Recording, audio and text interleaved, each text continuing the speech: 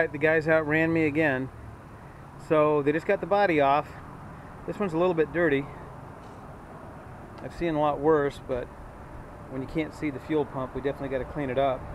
There's the Supercharger Controller. It looks similar to a unit chip, where it's basically a modifier.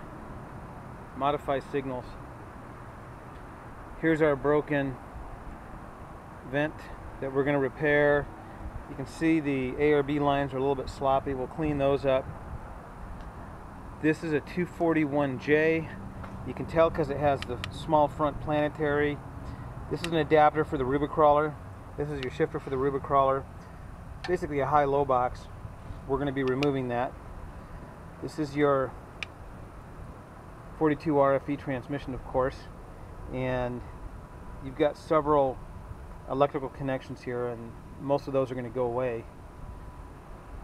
This is your steering shaft, and you're going to remove it on the body, and we'll show you that. There's a cross bolt that goes through.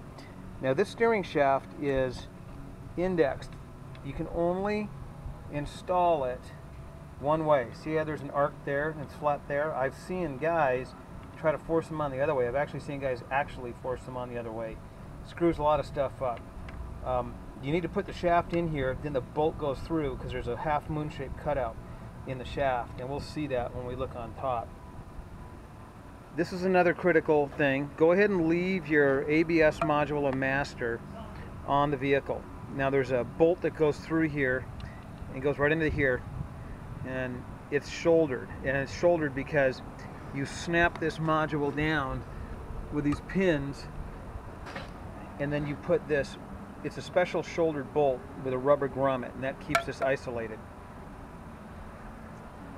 Here he's got his Psc gearbox, which has been blocked off. We're not using the Psc. This is the tranny lines that go to the bottom of the air condenser. Don't work. We're going to get rid of them.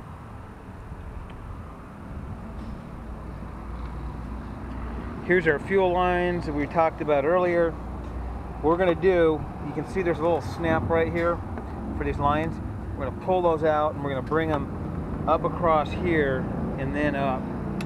And the fuel rail on the LS is up here, and that way we're not coming down here near the exhaust. So the guys are going to pressure wash this. In our kit we do include a mount for this evap canister. It's a lot simpler than this.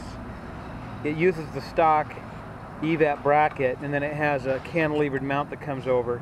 So you're going to get that in our kit if you want to relocate your canister. So here's the body.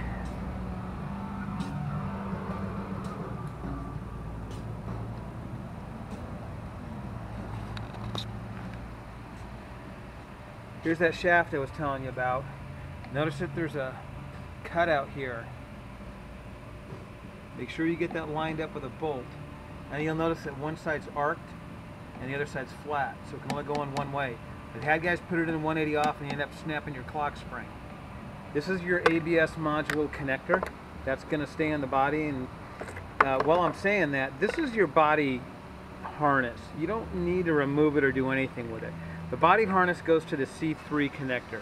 This is C1, C2, C3, C4. C4 is for your transmission control. If you have a manual, this won't be here. Or at least this will be here, but the pins inside won't. So this C3 connector and this ABS module connector stay here. Don't remove them. This goes up to your master cylinder. This is your brake reservoir level sensor, and I see those left off all the time, and that'll set your lights off on the dash. You're going to reuse this brake booster check valve. It's just going to go over to the back of the LS intake, unless you have a Gen 5. Gen 5 motors use a separate vacuum pump. So you're going to remove this. You're going to pull this ABS module off. Here's those rubber grommets that the ABS module snaps into, and then the side one that we talked about.